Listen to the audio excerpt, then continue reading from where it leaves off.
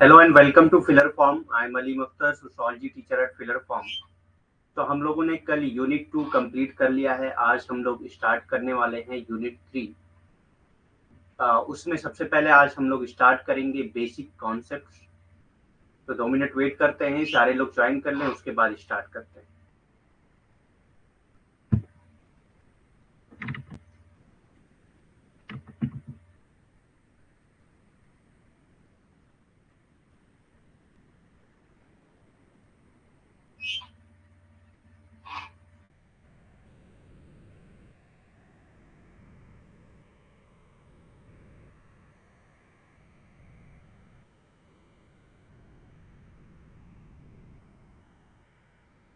तब तक आप लोग कंफर्म करिए वॉइस एंड पीपीटी क्लियर है या नहीं।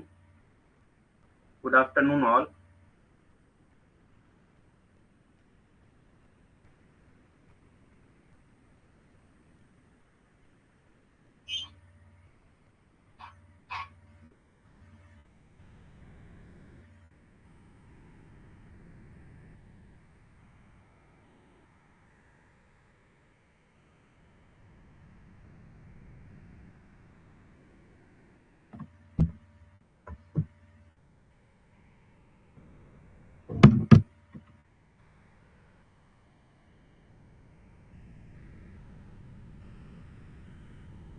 ठीक है, तो फिर स्टार्ट करते हैं।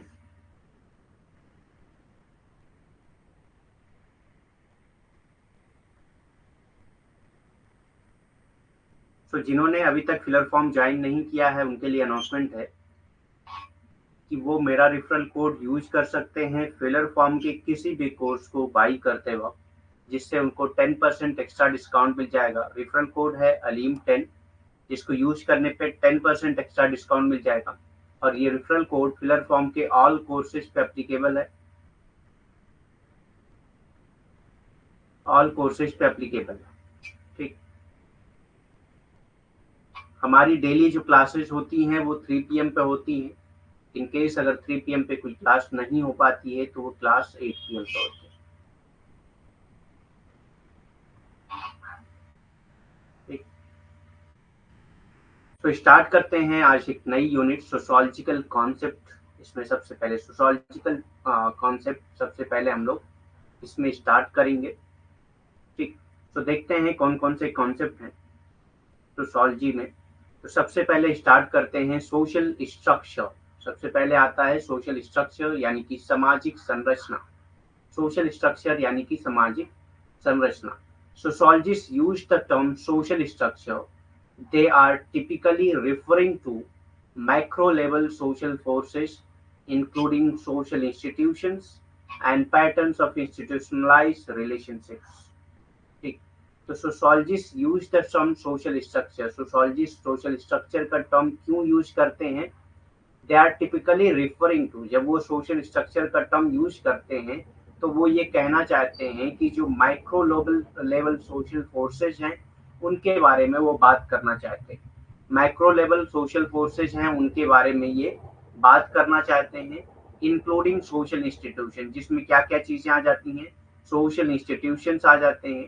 पैटर्न्स ऑफ इंस्टीट्यूशनलाइज रिलेशनशिप, जो इंस्टीट्यूशनलाइज रिलेशनशिप है उनके पैटर्न्स आ जाते हैं सोशल स्ट्रक्चर में। तो एक तरह से आप ये समझिए कि जब भी इंस्टीट्यूशन की बात होती है, जब भी पैटर्न्स ऑफ इंस्टीट्यूशनलाइज रिलेशनशिप की बात होती है, तो सोशोलॉजिस्ट इनको डिफाइन करने के लिए, इनको बताने के लिए सोशल स्ट्रक्चर का टर्म यूज करते हैं। समाजशास्त्री सामाजिक संरचना शब्द का उपयोग करते हैं, वो आमतौर पर सामाजिक संस्थानों और संस्थागत संबंधों के पैटर्न सहित वृहद स्तर की सामाजिक ताकतों का उल्लेख करते हैं। यानी कि जब कोई भी समाजशास्त्री सामाजिक संरचना शब्द का इस्तेमाल करता है तो वो क्या कहना चाहता है? समाज में जो वृहद स्तर की सामाजिक ताकतें हैं उनके बारे में बताता है, जिसमें क्या क्या चीजें आ जाती हैं? जिसमें सामाजिक संस्थान आ जाते हैं, जिसमें संस्थागत संबंधों के पैटर्न्स आ जाते हैं। ये सारी चीजें बताने के लिए समाजशास्त्री हमेशा सामाजिक संरचना का शब्द इस्तेमाल करते हैं। Social structure is the organised set of social institution. Social structure क्या है? Organised set of social institution है, यानी कि सोशल इंस्टीट्यूशन का ऑर्गेनाइज्ड सेट क्या कहलाता है? सोशल स्ट्रक्चर कहलाता है।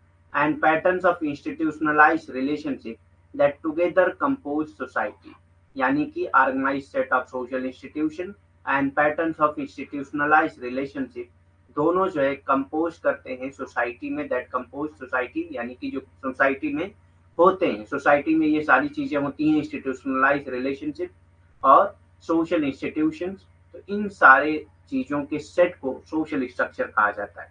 सामाजिक संरचना सामाजिक संस्थानों और सामाजिक संस्थागत संबंधों के पैटर्न का संगठित समूह है। तो सामाजिक संरचना क्या है, ये आप डेफिनेशन याद रखिएगा कि सामाजिक संस्थाओं और संस्थागत संबंधों के पैटर्न का संगठित समूह है सामाजिक संरचना, जो मिलकर समाज का निर्माण करते हैं, जो मिलकर क्या करते हैं? समाज का निर्माण करते हैं। ठीक। Social structure is both a product of social interaction and directly determines it. Social structure क्या है? Product of social interaction, social interaction का प्रोडक्ट है, यानी कि आप ये कह सकते हैं कि जो सोशल स्ट्रक्चर है वो सोशल इंटरेक्शन के जरिए बनता है। जो सोशल स्ट्रक्चर है वो किससे बनता है? सोशल इंटरेक्शन के जरिए बनता है। एंड डायरेक्टली डिटरमाइंस इट, और सोशल स्ट्रक्चर ही जो है वो सोशल इंटरेक्शन को डिटरमाइन करता है, यानी कि दोनों लोगों का प्रभाव एक तरफ एक दूसरे पे पड़ता है। सोशल इंटरेक्शन से सोशल स्ट्रक्चर बनता है और सोशल स्ट्रक्चर ही सोशल इंटरेक्शन को डिटरमाइन करता है। ठीक।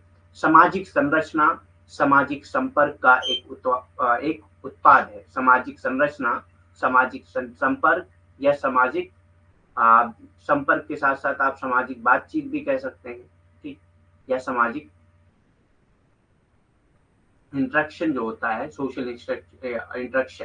ठीक। सामाजिक संरचना सामाजिक संपर्क का एक उत्पाद है, यानी कि सामाजिक संपर्क के जरिए ही सामाजिक संरचना बनती है, और ये सामाजिक संरचना ही है जो सामाजिक संपर्क पर सीधे तौर पे निर्धारित करती है, सामाजिक संपर्क को सीधे तौर पे निर्धारित करती है, यानी कि सामाजिक संपर्क कैसा होगा, किनसे होगा, किस तरह के पैटर्न्स होंगे उसमें, ये सारी चीजें सामाजिक संरचना बताती है, जबकि सामाजिक संरचना खुद सामाजिक संपर्क से ही बनती है। ठीक।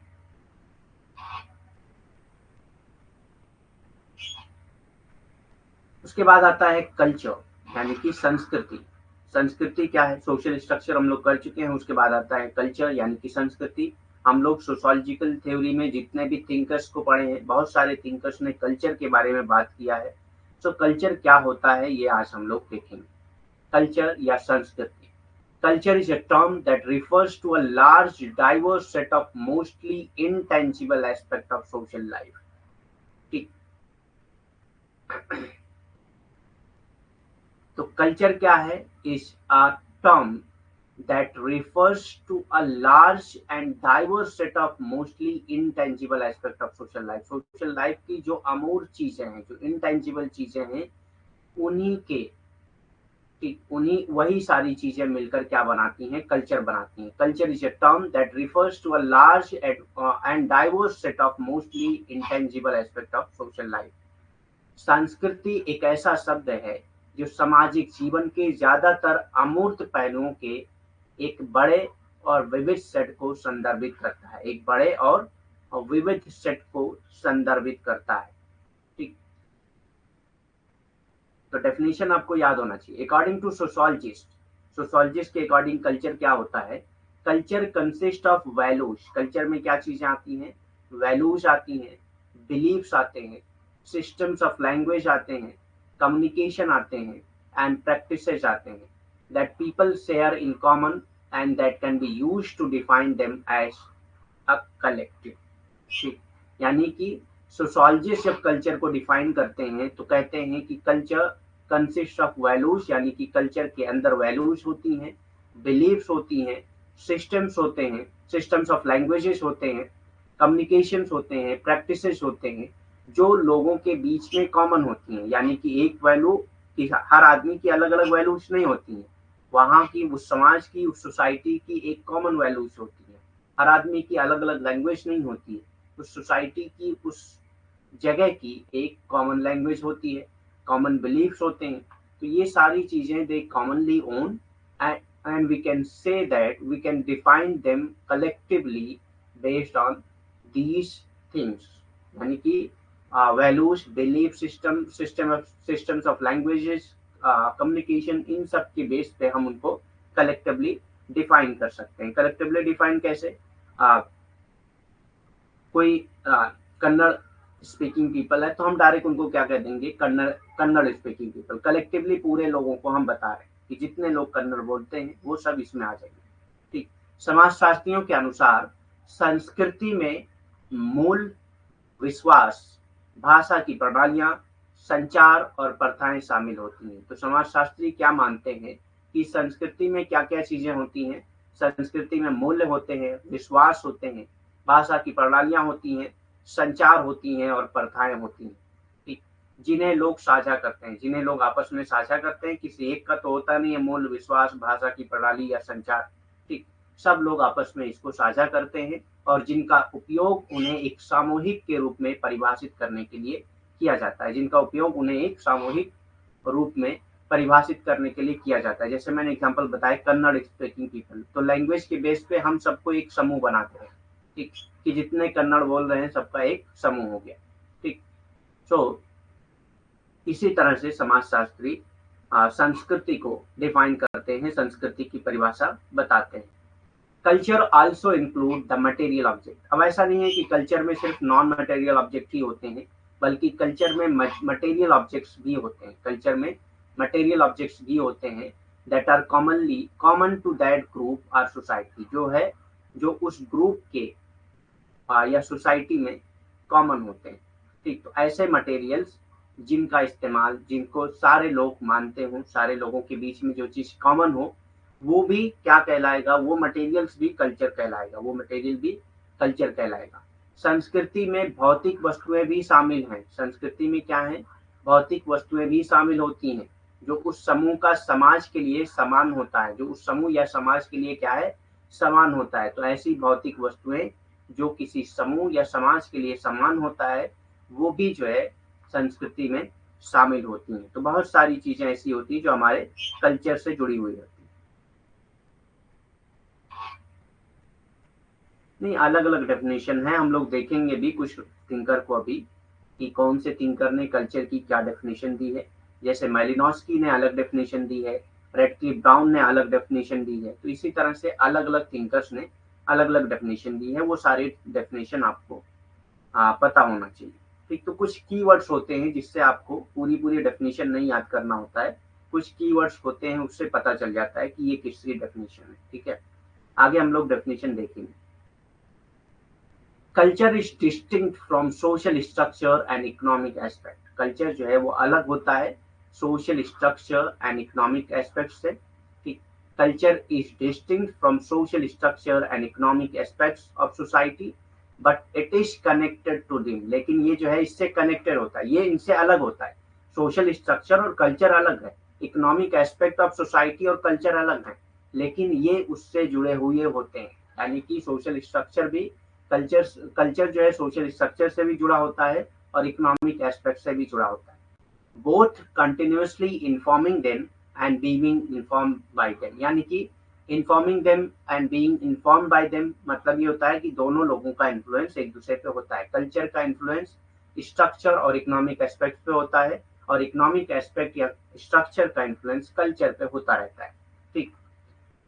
संस्कृति सामाजिक संरचना और समाज के आर्थिक पहलुओं से अलग होते हैं। संस्कृति जो है वो सामाजिक संरचना और समाज के जो आर्थिक पहलू हैं उससे अलग होते हैं, लेकिन उनसे जुड़े हुए होते हैं।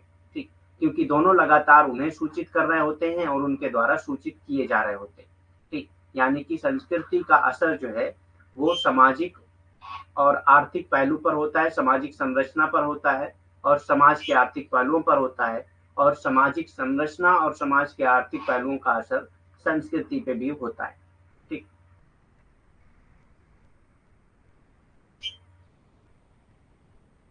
Definition of culture.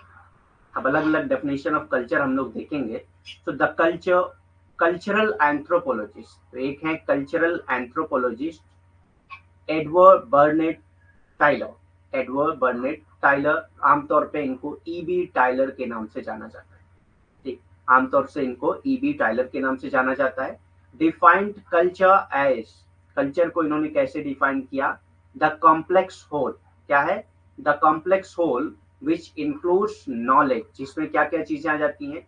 नॉलेज आती हैं, बिलीफ आते हैं, आर्ट आते हैं, लॉ आते हैं, मोरल्स आते हैं, कस्टम्स आते हैं, and any other capabilities acquire by man as a member of society, या कोई दूसरी कैपेबिलिटी जो एक आदमी के अंदर होती हैं, एक आदमी उसको एक्वायर करता है एक सोसाइटी के मेंबर के तौर पे, यानी कि सोसाइटी का वो मेंबर है, इसीलिए ये चीजें, ये कैपेबिलिटीज उसके अंदर हैं।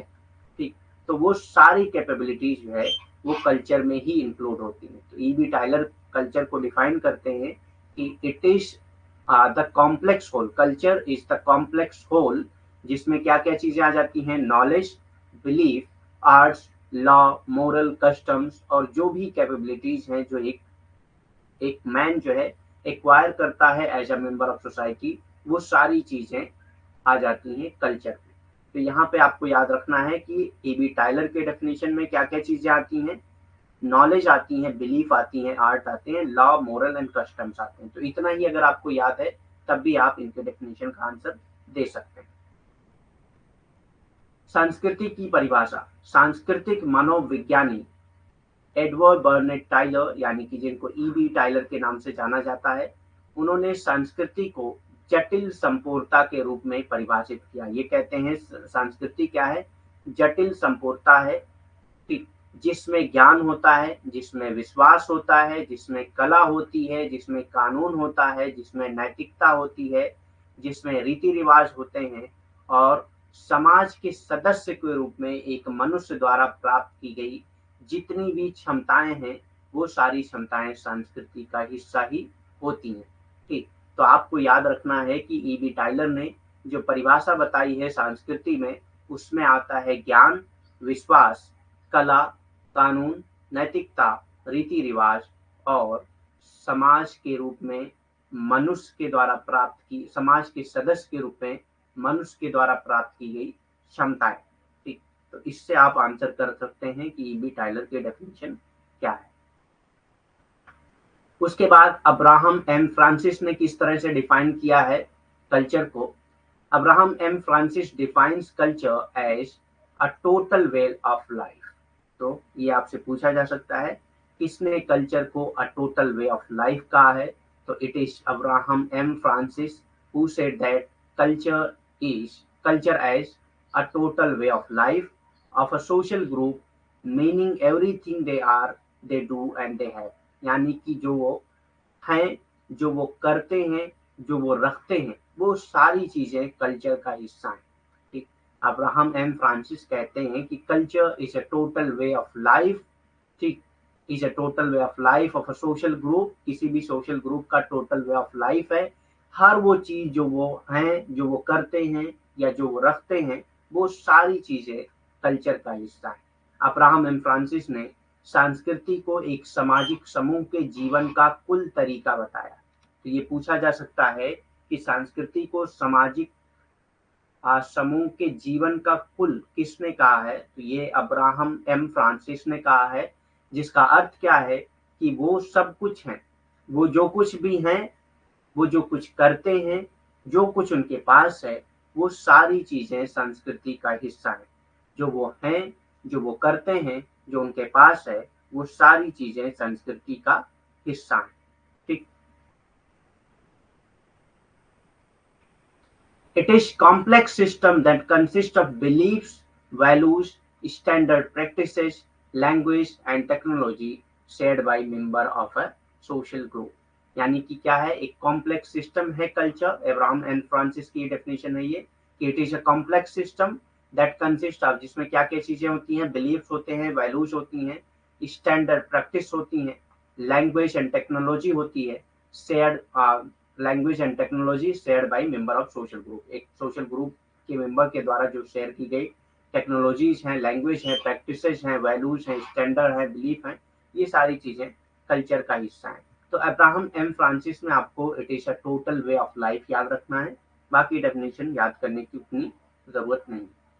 ये एक जटिल प्रणाली है जिसमें एक सामाजिक समूह के सदस्यों द्वारा साझा किए गए विश्वास, मूल मानक, अभ्यास, भाषा और तकनीक शामिल है। यानी कि संस्कृति क्या है? एक जटिल प्रणाली है जिसमें एक सामाजिक समूह के सदस्यों द्वारा साझा किए गए, जिसमें जो समाज के सदस्य हैं उनके द्वारा साझा किए गए विश्वास शामिल होते हैं, उनके द्वारा साझा किए गए मूल्य शामिल होते हैं, उनके द्वारा साझा किए गए मानक शामिल होते हैं, उनके द्वारा साझा किए गए अभ्यास शामिल होते हैं, भाषा शामिल होती हैं और तकनीक शामिल होती है। तो ये सारी चीजें संस्कृति का ही हिस्सा होती हैं।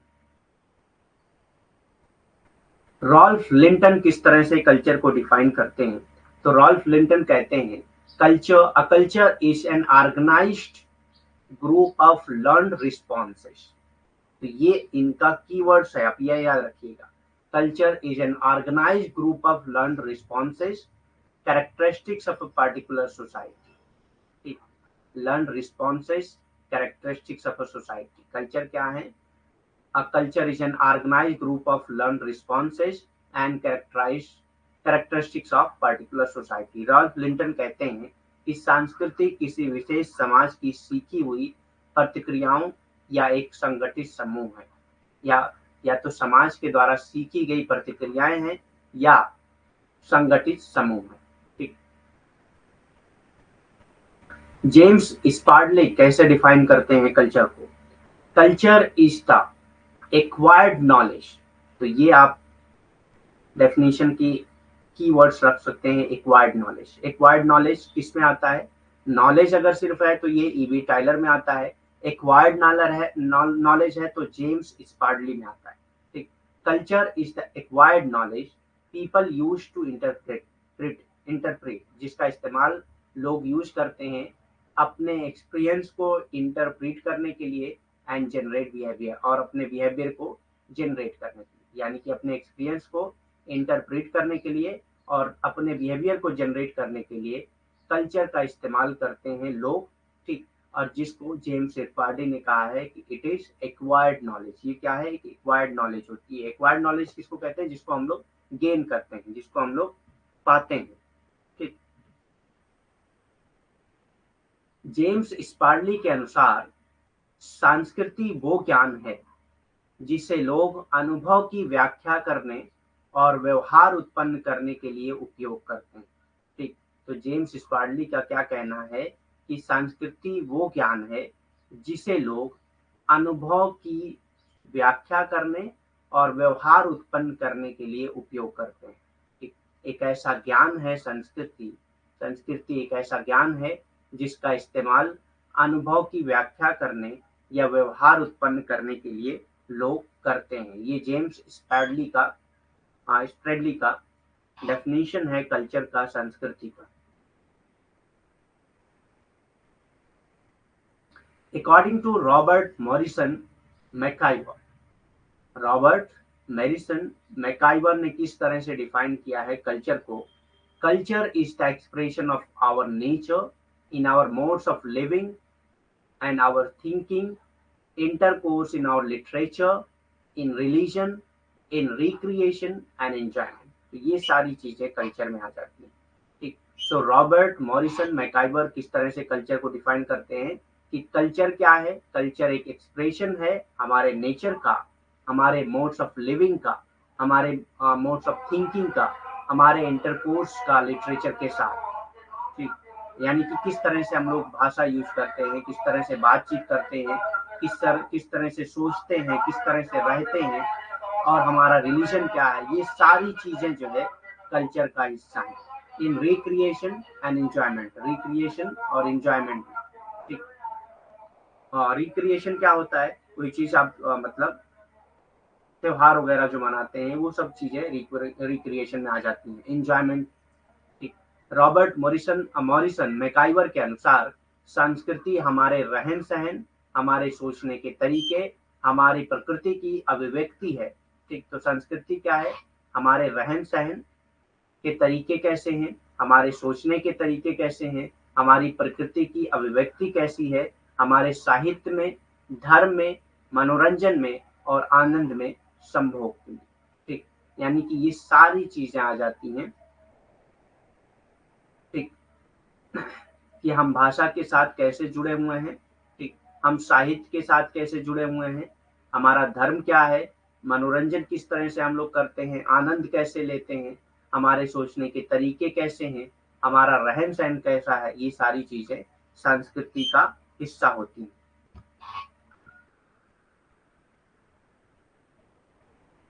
In the opinion of H T Majumdar ने कैसे डिफाइन किया है कल्चर को, एच.टी. मजमूदार ने कैसे डिफाइन किया है कल्चर को, culture is the sum total of human achievement. तो ये खाली इतना आप अगर कीवर्ड्स याद रखें, sum total of total achievement, sum total of human achievement. ठीक, culture is the sum total of human achievement, तो ये कीवर्ड है मजमूदार का।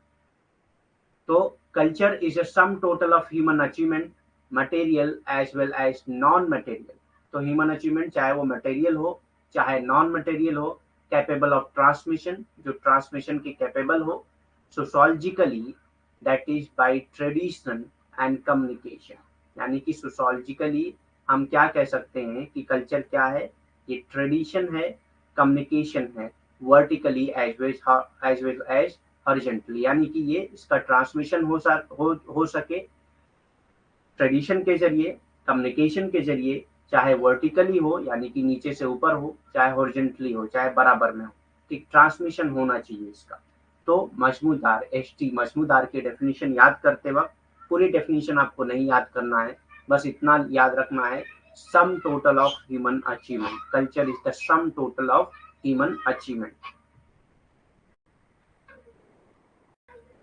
एच.टी. मजमूदार के अनुसार संस्कृति क्या है, संस्कृति मानवीय उपलब्धियों का कुल योग है। संस्कृति क्या है, मानवीय उपलब्धियों का कुल योग है। यही अगर आपको याद है तो मजमूदार की डेफिनेशन आप आसानी से पता लगा सकते हैं कि ये मजमूदार का डेफिनेशन है। ठीक, आसानी से पता लगा सकते हैं कि ये मजमूदार की डेफिनेशन है।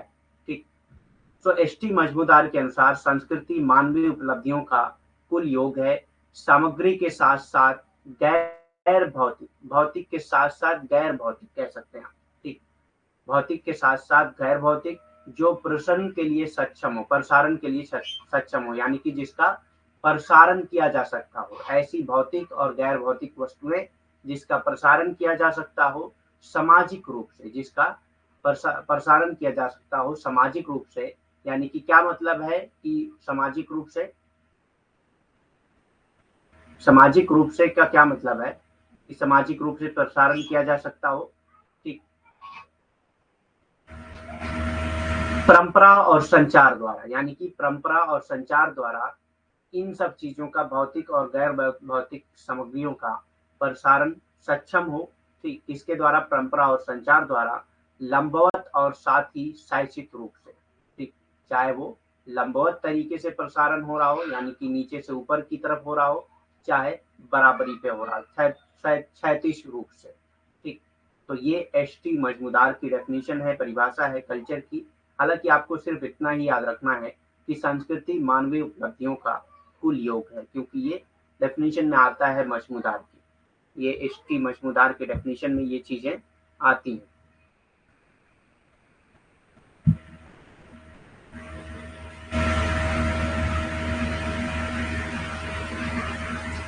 अमेरिकन एंथ्रोपोलॉजिस्ट ई एडम्सन हेबल स्टेट्स, ई एडम्सन हेबल, जिसको ई ए हेबल भी कहा जाता है, इन्होंने कल्चर को कैसे डिफाइन किया है, culture is the sum total of integrated learn behaviour pattern.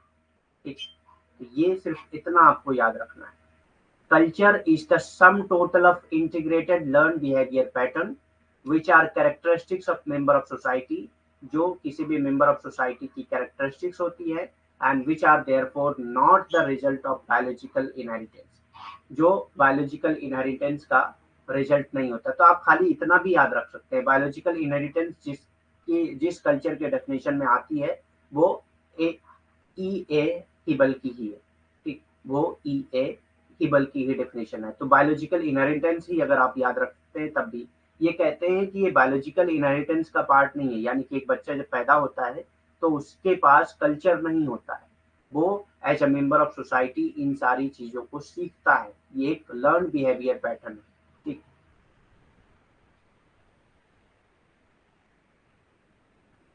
अमेरिकी मानव विज्ञानी ई एडमसन हेबल कहते हैं संस्कृति एकीकृत सीखे हुए व्यवहार पैटर्न का कुल योग है। संस्कृति क्या है? एकीकृत सीखे हुए व्यवहार पैटर्न का कुल योग है, जो एक समाज के सदस्यों की विशेषता है। संस्कृति क्या है? किसी भी समाज के सदस्यों की विशेषता है, और जो इसलिए जैविक विरासत का परिणाम नहीं है। तो ये कहते हैं कि ये संस्कृति जो है जैविक विरासत का परिणाम नहीं है। तो डायरेक्ट इससे भी पूछा जा सकता है कि किसने कहा है कि संस्कृति जैविक विरासत का परिणाम नहीं है। तो ये ई ए हेबल ने कहा था कि संस्कृति जैविक विरासत का परिणाम नहीं।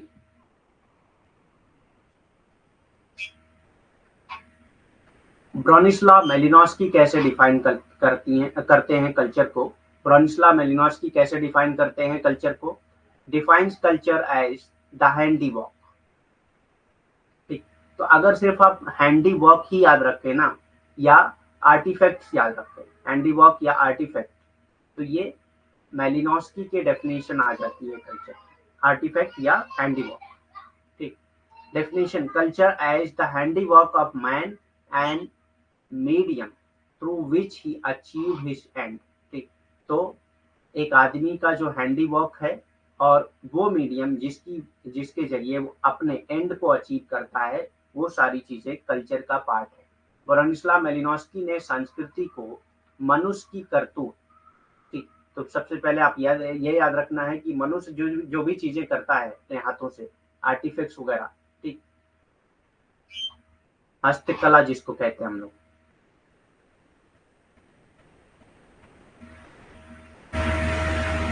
हस्तकला है या हस्तकला है, हस्त है शायद ना, हस्तकला जिसको कहते हैं। ठीक। और वो माध्यम जिस माध्यम के जरिए वो अपने अपने लक्ष्यों को प्राप्त करता है, यहाँ पे हो जाएगा लक्ष्यों, और वो माध्यम जिसके जरिए वो अपने लक्ष्यों को प्राप्त करता है, वो सारी चीजें मेलिनोव्स्की के अकॉर्डिंग संस्कृति में आ जाती हैं। यानी कि वो सारी चीजें मेलिनोव्स्की के संदर्भ में अगर देखें तो जो हस्तकला है या जो ऐसे माध्यम जिन माध्यम के जरिए कोई भी मनुष्य अपने लक्ष्यों को प्राप्त करता है, वो सारी चीजें कल्चर का हिस्सा है, संस्कृति का हिस्सा है। ठीक।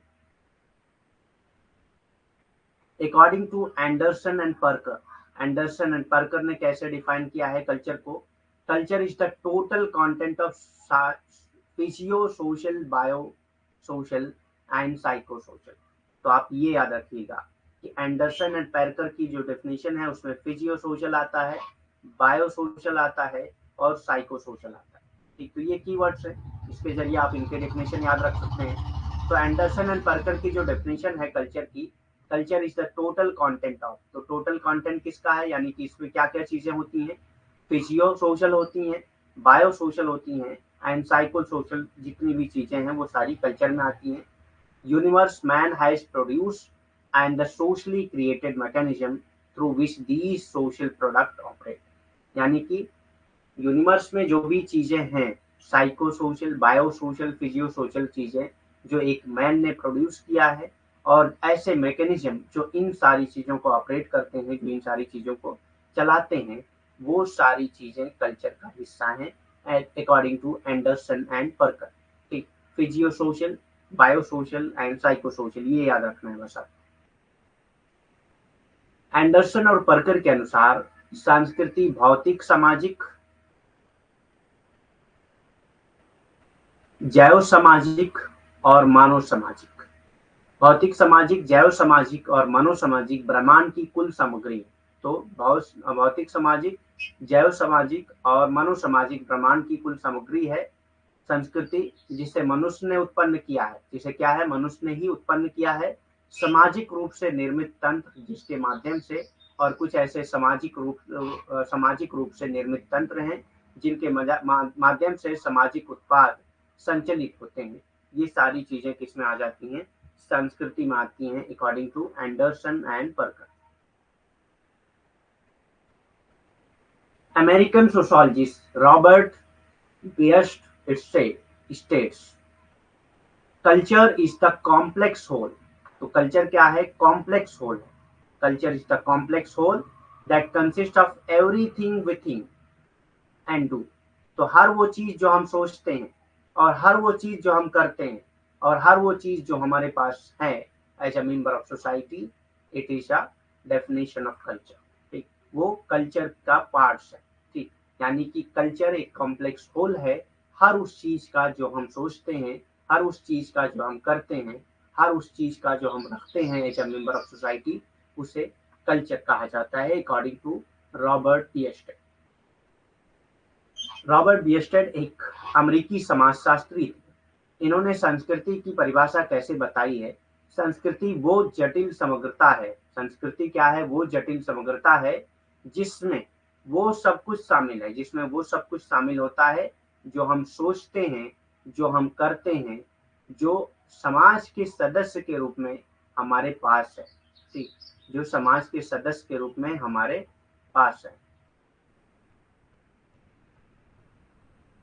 वो सारी चीजें कल्चर का हिस्सा होती हैं according to Robert Bierstedt.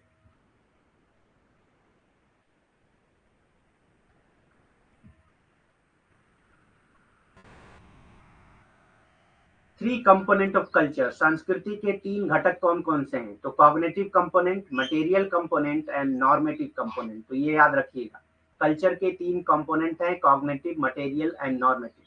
CMN, cognitive, material and normative. संस्कृति के तीन घटक हैं, संज्ञानात्मक, सामग्री घटक और मानक घटक, यानी कि ससम। संज्ञानात्मक, सामग्री और मानक। सामग्री की जगह पे आपको भौतिक भी दिया हो सकता है कहीं कहीं। ठीक, तो ये तीन घटक हैं कल्चर के। एस्पेक्ट्स ऑफ कल्चर कौन कौन से हैं? Three aspect of culture. संस्कृति के तीन पहलू कौन कौन से हैं? Culture is transmitted from one generation to next. तो पहला एस्पेक्ट है कि कल्चर एक जनरेशन से दूसरे जनरेशन में ट्रांसफर होता है। कल्चर एक जनरेशन से दूसरे जनरेशन में ट्रांसफर होता है। संस्कृति एक पीढ़ी से दूसरी पीढ़ी में स्थानांतरित होती है। ये पहला पहलू है संस्कृति का। संस्कृति का पहला पहलू है कि संस्कृति एक पीढ़ी से दूसरी पीढ़ी में स्थानांतरित होती है। Culture is a pattern of behaviour. Culture क्या है? पैटर्न ऑफ बिहेवियर है। ठीक, culture is a pattern of behaviour. संस्कृति व्यवहार का एक पैटर्न है। कल्चर इज लर्न, यानी कि कल्चर को सीखा जाता है। कोई पैदा होते ही कल्चर उसके अंदर नहीं होता है, बल्कि कल्चर को सीखा जाता है। संस्कृति सीखी जाती है। ठीक, संस्कृति क्या की जाती है? सीखी जाती है। नेक्स्ट आता है एकल्चरेशन। एकल्चरेशन इन प्रेजेंट डे में एकल्चरेशन क्या होता है? Is defined as the process in which a person or group from one culture comes in contact with another. यानी कि जब एक पर्सन या ग्रुप एक कल्चर से दूसरे कल्चर के कांटेक्ट में आता है, यानी कि एक पर्सन है और या तो ग्रुप है पूरा पूरा, वो उनका एक अलग कल्चर है, लेकिन वो किसी और कल्चर के कांटेक्ट में आते हैं, adopting the values and practices of others. ठीक, तो वो क्या करते हैं कि कुछ दूसरे कल्चर की वैल्यूज और प्रैक्टिसेस को एडॉप्ट कर लेते हैं, while still retaining their own distinct identity. वो अपना पूरा कल्चर छोड़ते नहीं है, बल्कि अपने कल्चर को भी मानते हैं और दूसरे के कल्चर की कुछ वैल्यूज और प्रैक्टिसेस को एडॉप्ट कर लेते हैं। तो इस तरह के इसको क्या कहा जाता है? ऐसे प्रोसेस को कहा जाता है एकल्चरेशन। जब कोई इंडिविजुअल या ग्रुप अपने कल्चर को छोड़ता नहीं है, बल्कि दूसरे के कल्चर के कॉन्सेप्ट कॉन्टेक्ट में आकर उनके कुछ वैल्यूज और बिहेवियर को सीख लेता है, उनके कुछ वैल्यूज और प्रैक्टिसेस को सीख लेता है, तो इसको एकल्चरेशन कहा जाता है। ठीक, जैसे कोई हिंदू कल्चर से बिलोंग करता है या हिंदू सोसाइटी में है, तो हिंदू के अलग कल्चर होंगे। ठीक, अगर वो कहीं पे जा रहा है, बाहर रह रहा है, तो क्रिश्चियन लोगों के साथ रह रहा है मान लेते हैं। ठीक, तो इनके कुछ वैल्यूज, कुछ प्रैक्टिसेस हो सकता है इनके अंदर आ जाए, लेकिन जरूरी थोड़ी है कि अपने हिंदू कल्चर को छोड़ दिया। तो अगर ये अपने हिंदू कल्चर को साथ में रख रहा है, ठीक, और क्रिश्चियनिटी के कुछ वैल्यूज और प्रैक्टिसेस को अपना ले रहा है, तो ये क्या कहलाएगा, एक कल्चरेशन कहलाएगा। या एक सोसाइटी में कोई रह रहा है, वहाँ का कोई कल्चर है, अब वो दूसरे सोसाइटी में जाता है, वहाँ का अलग कल्चर है, लेकिन ये अपने कल्चर को छोड़ता नहीं है, लेकिन दूसरे कल्चर के कुछ वैल्यूज और प्रैक्टिसेस को एडॉप्ट कर लेता है, तो इसको एकल्चरेशन कहा जाता है। सांस्कृतिक संक्रमण क्या है? सांस्कृतिकरण वर्तमान दिनों में उस प्रक्रिया के रूप में परिभाषित किया जाता है। तो आजकल जो है इसको माना जाता है कि एक ऐसी प्रक्रिया है जिसमें एक संस्कृति का एक व्यक्ति या समूह, यानी कि एक संस्कृति के मानने वाला कोई एक व्यक्ति या समूह दूसरी संस्कृति के संपर्क में आता है, लेकिन वो अपनी संस्कृति को ना छोड़ते हुए दूसरी संस्कृति के मूल्यों और प्रथाओं को अपना लेता है, तो इसको क्या कहा जाता है, संस्कृति संक्रमण।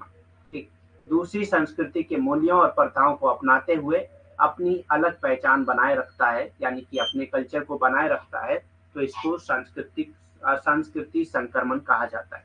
ठीक, नेक्स्ट आता है एनकल्चरेशन, संस्कृतिकरण, the process which an individual learns the traditional content of a culture, यानी कि कल्चर के सीखने के प्रोसेस को एनकल्चरेशन कहा जाता है। कल्चर के सीखने के प्रोसेस को एनकल्चरेशन कहा जाता है, सिंपल है। एनकल्चरेशन को कभी कभी सोशलाइजेशन भी कहा जाता है, क्योंकि सोशलाइजेशन में हम लोग वैल्यूज बिलीफ प्रैक्टिसेस यही सारी चीजें सीखते हैं।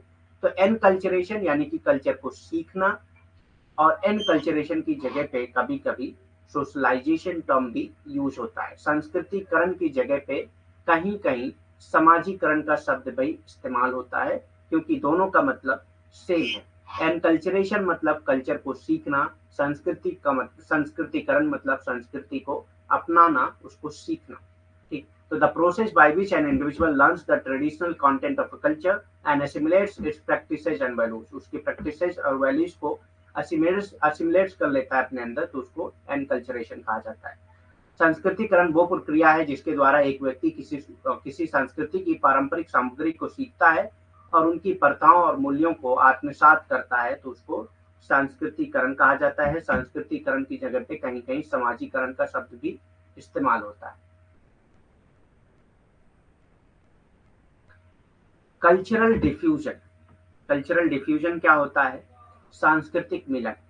Cultural diffusion is the spreading out, marching of peace from different culture, यानी कि जब अलग अलग कल्चर की कुछ चीजें फैलने लगती हैं, दूसरे कल्चर में जाके मिल जाती हैं, दूसरे कल्चर तक फैलने लगती हैं, तो उसी को कल्चरल डिफ्यूजन कहा जाता है। डिफ्यूजन कहते हैं आपस में मिल जाना।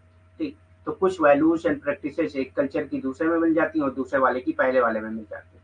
सांस्कृतिक मिलन क्या है? सांस्कृतिक प्रसार, विभिन्न संस्कृतियों के टुकड़ों का प्रसार और विलय है, यानी कि जो विभिन्न संस्कृतियों के जो अलग अलग पार्ट्स हैं उनका प्रसार और विलय जो है क्या कहलाता है? सांस्कृतिक मिलन कहलाता है।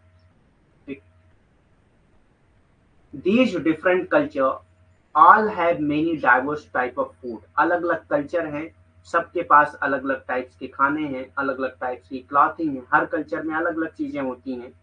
जैसे आप साउथ ईस्टर्न कल्चर में देख लीजिए, साउथ कल्चर में देख लीजिए, तो वहाँ पे खाना अलग है। नॉर्थ में जो इंडिया का जो नॉर्थ है, यूपी वगैरह, उसमें फूड अलग होंगे। ठीक, तो अलग अलग कल्चर के फूड अलग होते हैं, क्लॉथ अलग होते हैं, लैंग्वेज अलग होती हैं, that people love and enjoy every day, जिसको लोग जो उनको मानने वाले होते हैं उनके साथ उनको प्रेम भी होता है और हर दिन उसका इंजॉय भी करते हैं। ठीक, इन विभिन्न संस्कृतियों में कई तरह के भोजन होते हैं, कई तरह के कपड़े होते हैं, और यहाँ तक की भाषाएं भी कई तरह की होती हैं, जिन्हें लोग प्यार करते हैं और हर दिन उनका आनंद लेते हैं। ठीक, जिन्हें लोग प्यार करते हैं और हर दिन उनका आनंद भी लेते हैं।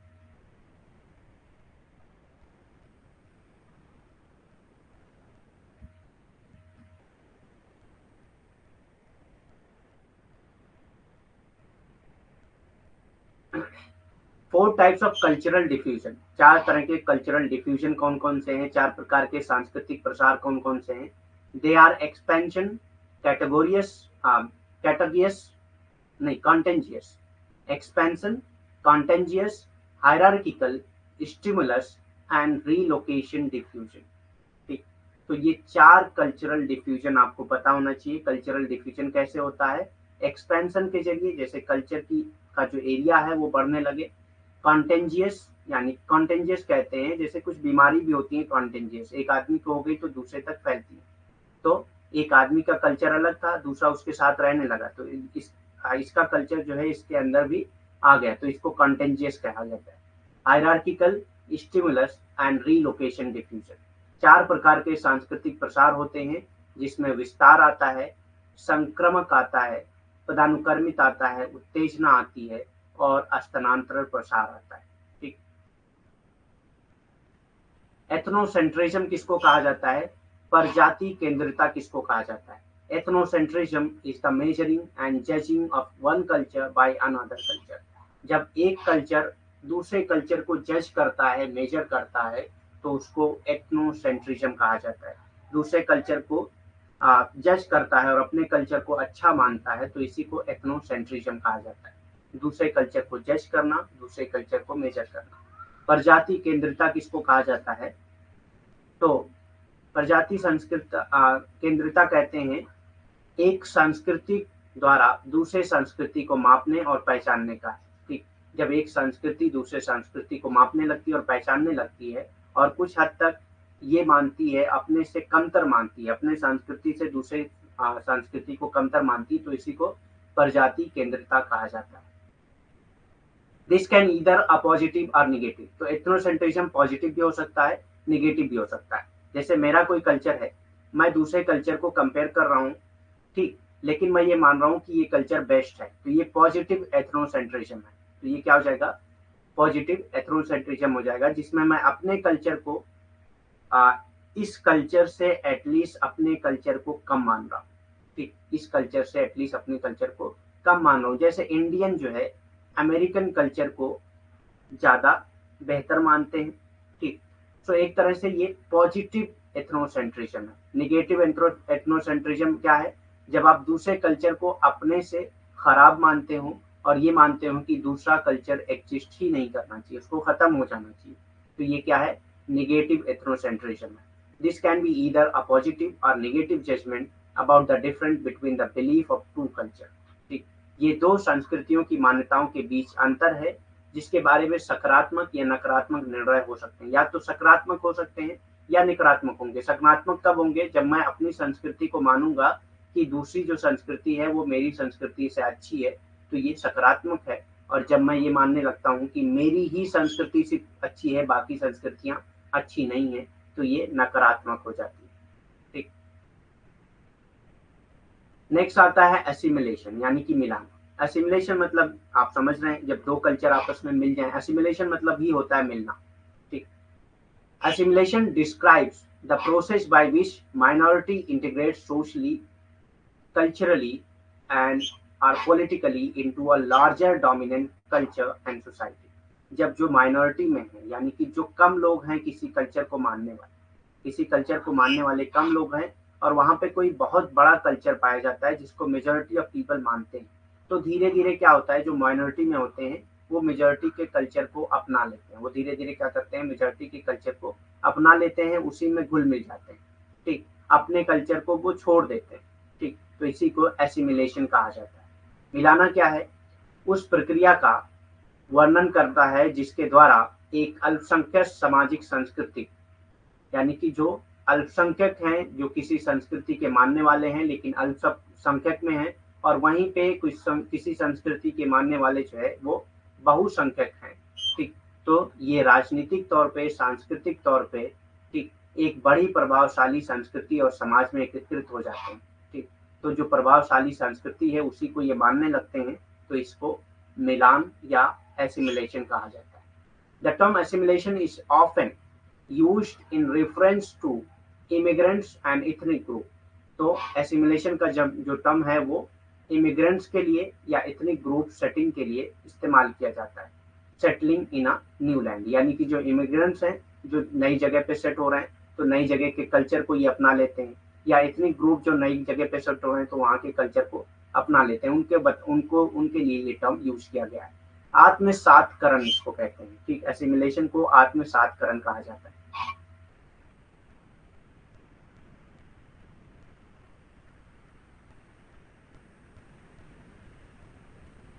शब्द का प्रयोग अक्सर नई भूमि में बसने वाले अप्रवासियों और जातीय समूह के संदर्भ से किया जाता है। यानी कि जो नई जगह पे जाके बसते हैं, अप्रवासी हैं या जातीय समूह हैं, ठीक, तो वहीं पे जहाँ पे वो बसते हैं वहीं के कल्चर को आत्मसात कर लेते हैं, इसीलिए इसको आत्मसातकरण कहा जाता है। ठीक, तो आज के लिए इतना ही। आपका टाइम भी हो गया होगा क्लास का। और भी कोई क्वेश्चन है तो कर सकते हैं आप। Anything you can ask.